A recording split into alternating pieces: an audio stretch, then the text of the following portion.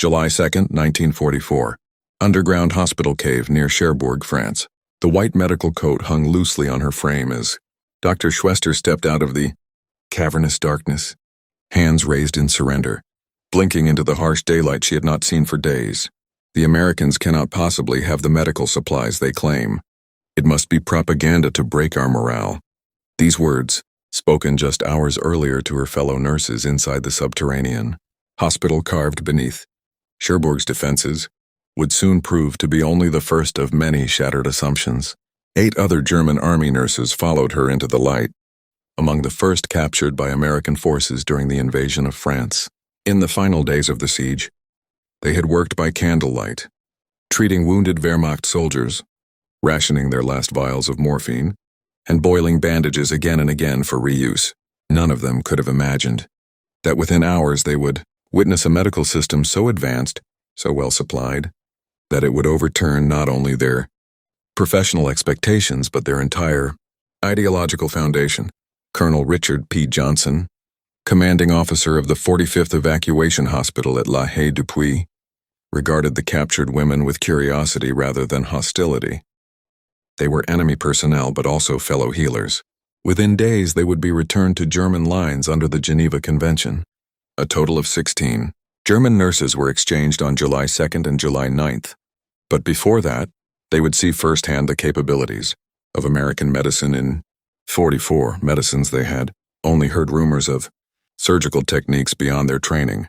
The psychological impact of those brief days would last far longer than their captivity. The unraveling of assumptions had begun more than a year earlier. On May 13, 1943, in the blistering heat of Tunisia, General Hans-Jürgen von Arnim's surrender brought not only combat troops, but thousands of medical personnel, doctors, orderlies, and among them, German Red Cross DRK, nurses who had served with Rommel's Africa Corps through 2 years of desert warfare. Among the captured was DRK-Schwestern Ilse Schulz, who had been awarded the Iron Cross Second Class in April 1943, one of fewer than 20 women ever to receive that decoration during the war. Her colleague, Schwester Grete Fock, also awarded the Iron Cross in April 1943, left behind careful observations later found in German military archives. The Americans discard more medical supplies in a day than we receive in a month. They possess medicines we have only heard of. The scale of the surrender was staggering. Between 250,000 and 275,000 Axis troops, including medical staff from elite units such as the 21st Panzer Division, the 15th Panzer Division, and the 90th Light Division. While most captured medical personnel were male doctors and orderlies, the nurses among them faced an especially profound ideological shock. American processing followed Geneva Convention protocols with strict efficiency. At collection points in Tunis, U.S. medical officers sorted captured personnel within hours. Those needed to treat German wounded were kept on duty. The rest were marked for evacuation. Each nurse underwent a medical exam using equipment that had long vanished from Africa. Corpse supplies. By June 1943, the first groups of captured German medical staff were boarding Liberty ships bound for the United States. The ships themselves, mass-produced on an industrial scale, contradicted Nazi propaganda about American weakness. Their medical facilities surpassed anything the nurses had seen in Germany. Operating theaters with reliable electric lighting, functioning X-ray machines, refrigerated storage for medicines. Most striking of all were the blood plasma reserves, typed, stored and ready for safe transfusion, so different from the risky direct transfusions the Germans relied upon in the field. The voyage across the Atlantic displayed American medical abundance daily. Sulfa powder, rationed by the grain in German service, was applied liberally. Bandages were used once, then discarded. German nurses who had survived on meager rations watched in disbelief as American medics threw away uneaten food. Such waste would have been unimaginable in the Wehrmacht. When the ships docked at ports from Norfolk to New York, the first glimpses of America itself undermined years of propaganda about a supposedly weak and impoverished nation. At Norfolk Naval Base, captured personnel underwent full medical evaluations. Dental work was performed, infections treated, and corrective lenses issued, care exceeding what many civilians in Germany could hope to receive. The rail journeys inland provided further revelations. City after city revealed massive, well-lit hospitals. In Richmond, the Medical College of Virginia loomed into view. In Philadelphia, the Pennsylvania Hospital Complex stood as proof of medical scale and organization. Every American urban center seemed to have hospitals surpassing even Germany's largest cities. At a stop in Washington, D.C., American Red Cross volunteers boarded the trains to hand out parcels to German POWs, cigarettes, chocolate, toiletries, writing paper. For nurses steeped in Nazi racial ideology, such kindness toward enemies was incomprehensible. Camp Opelika, Alabama, opened in September 1942, received its first Afrika Korps medical personnel in June 1943. The camp hospital became an unusual setting, where German medical staff trained in Nazi racial medicine worked side by side with Americans practicing clinical science. This dual staffing system followed Geneva Convention guidelines. American medical officers held supervisory roles, while German personnel provided direct patient care. It created a remarkable situation: enemy medical staff functioning within the American military's medical framework.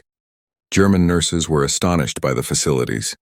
Operating rooms contained equipment they had only seen in textbooks: electric cauterization devices, adjustable surgical lamps, and rapid sterilization autoclaves. The pharmacy stored hundreds of medicines in climate-controlled rooms, with expiration dates stretching years into the future. On July 21, 1944, Glennan General Hospital in Okmulgee, Oklahoma was redesignated as German Prisoner of War General Hospital. Number 1, with 1,690 beds, it was staffed by parallel American and German medical teams. Colonel Henry W. Misch implemented something unimaginable in Nazi Germany: integrated medical teams, sharing expertise across enemy lines. German nurses from the NS system, who had been taught that American medicine was weak and corrupted, encountered instead a practice grounded in rigorous scientific method. Most challenging to their worldview was the presence of African American nurses assigned to prisoner wards. Because of segregation in the U.S. Army, black nurses were prohibited from treating white American soldiers and were instead tasked with caring for enemy prisoners. German nurses observed these professionals providing expert, compassionate care that shattered every racial assumption they had been taught. Nothing highlighted American medical superiority more dramatically than penicillin. In 1943, the United States produced 21 billion units. By 1945, output had soared to 6.8 trillion. German medical staff, accustomed to working without effective antibiotics, watched in disbelief as this miracle drug was routinely administered. At Camp Forest in Tennessee, home to German POWs and extensive medical facilities, nurses witnessed recoveries they had thought impossible. Infections that would have meant certain death in German field, hospitals cleared within days. Where German surgeons would have amputated, American doctors saved limbs. Many American medical officers were civilian doctors in uniform, and they freely shared their knowledge. This openness toward enemy patients directly contradicted everything German medical staff had been taught about warfare and medicine. The American blood plasma program was another revelation. Accurate typing, cross-matching, and long-term preservation eliminated the often fatal reactions common to Germany's direct transfusion practices. At facilities like the 21st General Hospital in Ravenel, France, where captured German personnel worked from December 1944, the blood supply system ran with industrial precision. Plasma stored for months could be transported thousands of miles and used safely, without even knowing a patient's blood type. Capabilities far beyond German medicine. German nurses trained in Nazi ideology that medicine served racial improvement had studied heredity and racial theory, including the belief that weak patients should be eliminated to strengthen the race. Yet at American hospitals such as the 12th Field Hospital, which ran a 30,000-bed POW operation, they saw the opposite. American staff treated German prisoners exactly the same as Allied wounded. Enemies received the same scarce drugs, surgical procedures, and nursing care as U.S. soldiers. This stark contrast, medicine as universal healing versus medicine as a racial tool, began dismantling their ideological framework. Christmas 1943 left a deep psychological impact. American organizations delivered 500,000 holiday packages to German POWs, filled with luxuries of wartime America: coffee, chocolate, cigarettes, and soap. At Camp Alva, Oklahoma, which housed Africa Corps soldiers, local churches sang German carols, Boy Scouts delivered handmade cards, and families with sons fighting overseas sent homemade treats. The Christmas dinner, turkey, ham, vegetables, and desserts, was far richer than anything German forces had seen in years. Nurses recorded their confusion, enemies showing Christian charity, while Nazi propaganda demanded hatred. By 1944, the Special Projects Division had launched comprehensive education programs. German nurses attended lectures at places like the University of Nebraska Medical School at Fort Robinson. Topics such as medical ethics, patient rights, and the scientific method in clinical practice revolutionized their thinking. Even the teaching style itself, encouraging questions, debate, and disagreement, contradicted the authoritarian training they had received in Germany. Access to American medical journals delivered another shock. Many of the advances they recognized as foundational had been developed by Jewish scientists expelled by the Nazi regime. The contradiction was staggering. As American medical personnel deployed to Europe, German nurses increasingly staffed U.S. military hospitals. At the 45th General Hospital in Bari, Italy, they were treating German prisoners by July 31, 1945. They worked directly under American supervision. Colonel Charles A. Pfeffer's hospital treated everyone equally: Allied soldiers, Italian civilians, and German POWs alike. German nurses now applied American methods and medicines to patients their own ideology had once considered inferior. To them, American medical technology looked decades ahead. X-ray machines, scarce in Germany, were commonplace. Electrocardiographs, unknown to most German nurses, were standard equipment. At facilities such as the 3rd Convalescent Hospital, operating from May to September 1945, German nurses were trained on devices they had only imagined: autoclaves that sterilized in minutes instead of hours, electric suction replacing hand pumps, and even simple innovations like adjustable hospital beds. The spring of 1945 brought their most shattering revelation. Footage from liberated concentration camps was shown to German POW medical staff. Those who had served under the Nazi regime now faced the ultimate moral reckoning. Initial denial quickly collapsed as proof accumulated: first-hand reports from American medical officers entering the camps, photographic evidence, and letters from Germany confirming the truth. They were forced to confront the fact that they had served a system which twisted medicine into murder. American officers addressed this carefully, stressing that medicine itself was not guilty, but that it must never again be subordinated to ideology over healing. Targeted denazification followed for medical staff. Mandatory courses covered medical ethics and democratic principles, using real case studies to show how racial medicine harmed patients while science-based practice saved lives. At Camp Opelika, Lieutenant Colonel Dorothy Wittmann arranged for German nurses to observe American nursing methods, with emphasis on documentation and patient advocacy. The message was clear: technical skill meant little without ethical practice. Throughout captivity, America's medical abundance astonished German personnel. Hospitals discarded medicines barely past expiration, drugs Germany could not produce at all. Instruments were replaced at the first signs of wear, not endlessly repaired. This waste revealed a truth that shattered Nazi propaganda. America did not seize resources abroad. It created them at home through unmatched industrial power. While Germany fought wars for raw materials, America mass-produced what others lacked. American nursing practice also challenged German professional identity.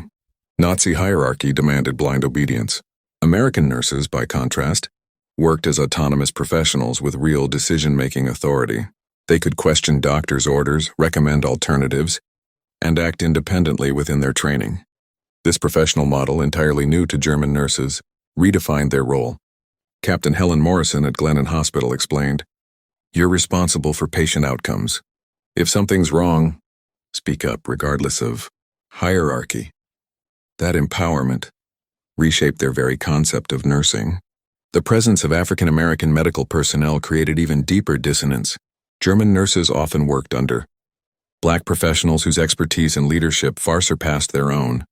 At Camp Florence, Arizona, Lieutenant Eleanor Powell supervised German nursing staff with skill and authority that directly contradicted Nazi racial doctrine. When she corrected errors or taught new procedures, German nurses were forced to face the falsehood of everything they had been taught about race. The irony was clear. American segregation had confined black nurses to caring for enemy prisoners, yet even this flawed system produced far better results than Nazi racial medicine. After Italy's surrender in September 1943, cooperative Italian medical personnel were treated more favorably. German nurses noticed former allies receiving privileges while they remained under restriction. This practical approach, judging current cooperation over past allegiance, contrasted sharply with the rigid dogma of Nazi ideology. Italians worked freely while Germans who clung to Nazi beliefs stayed under guard. Despite their status as prisoners, German nurses received medical training that far surpassed what they could have obtained at home. American officers freely taught new techniques, medications, and equipment operations. Knowledge flowed without restriction. Burn treatments from the Pacific, surgical innovations from Europe's battlefields, and lessons from public health campaigns. German nurses recorded everything, fully aware they would return to a devastated country, desperately in need of medical expertise. As the war ended in May 1945, American authorities prepared German medical staff for repatriation with comprehensive training programs. Courses covered public health, epidemic control, and emergency medicine, skills essential to rebuilding Germany's shattered system. They learned water purification, mass vaccination, and treatment for widespread malnutrition. Colonel Richard Stevens told them plainly, "You're going back to enormous medical needs. This knowledge is our investment in a democratic Germany." Training also included establishing clinics with minimal resources, teaching auxiliaries, and implementing public health programs. German nurses received certificates documenting their American training, credentials of great value in occupied Germany. When they returned between 1945 and 1946, they found 60% of German hospitals destroyed. They carried with them not just American medical techniques, but a fundamentally different philosophy of care. Former POWs went on to establish nursing schools that emphasized patient advocacy over ideology. American protocols were adopted in rebuilt facilities, organized blood banking, systematic antibiotic use, and modern record-keeping. By November 1945, with few American medical personnel left in Germany, these U.S.-trained Germans became vital to sustaining public health. The influence stretched far beyond the immediate post-war period. By 1950, many German nursing schools were already being led by former POW nurses, shaping an entire generation of caregivers in line with what they had learned under American supervision. They carried back concepts first learned in American captivity: nursing diagnosis, patient advocacy, and continuous professional education. German pharmaceutical companies adopted the quality standards they had observed in U.S. hospitals. Medical institutions were reorganized following American models they had witnessed firsthand. The shift from ideology-driven medicine to science-based practice became permanent. The numbers show the scale. Total German POWs held in the United States, 371,683. Medical facilities staffed with German personnel, over 200. Documented education hours, more than 100,000. Medical procedures performed, hundreds of thousands. Nursing schools established by returnees, 15 or more. Hospitals reorganized along American lines, dozens within the U.S. zone. Each trained nurse influenced dozens of colleagues. Each reformed hospital treated thousands of patients. The ripple effects multiplied far beyond their captivity. In 1995, surviving German nurses who had experienced American camps issued a collective statement: "We served the Nazi regime and became American prisoners. We testify that medicine corrupted by ideology becomes an instrument of death, while medicine grounded in science and compassion becomes an instrument of life." The Americans showed us an abundance beyond imagination: medications, technology, resources. More importantly, they showed us medicine without hatred. They treated enemies as patients worthy of equal care. We returned carrying more than knowledge. We carried the understanding that healing transcends nationality and ideology. To all future medical professionals, we say, never let medicine serve ideology over healing. American doctors and nurses taught us this by treating enemies as human beings, deserving of compassion. We arrived as prisoners. We left as witnesses to medicine's true purpose, the transformation of German nurses in American. Captivity remains one of World War II's most profound ideological reversals. They did not merely observe technological superiority, they discovered medicine's essential purpose, healing without discrimination. Their journey from servants of Nazi medicine to advocates of scientific and humanitarian practice proved the power of lived experience over propaganda. Daily exposure to American medicine accomplished what no force of arms could. Complete ideological transformation. The 9 nurses who stepped into the sunlight from Cherbourg's underground hospital on July 2, 1944, symbolized thousands who would undergo this revelation. They entered captivity believing in German superiority. They left understanding that true medical excellence is built on science, resources, and compassion. This was America's greatest medical victory, proving through everyday practice that humanitarian medicine triumphs over ideological medicine. These German nurses were not simply captured, they were converted by the undeniable witness of medicine's true mission. Their transformation laid the foundation for rebuilding post-war German medicine on humanitarian, not racial principles. Their story demonstrates that even the most indoctrinated minds can change when confronted with irrefutable evidence of a better way. The nurses captured by American forces discovered that their enemies possessed not only superior resources but also a higher medical philosophy. They had been trained to believe medicine served racial ideology. They learned that medicine serves humanity. That lesson, learned in captivity, reshaped German medicine for generations. Their testimony endures as proof. Medicine grounded in science and compassion will always triumph over medicine poisoned by hatred and ideology. The prisoners became witnesses. The enemies became colleagues. And through their transformation, medicine returned to its rightful purpose: healing without borders, science without prejudice, and compassion for all who suffer.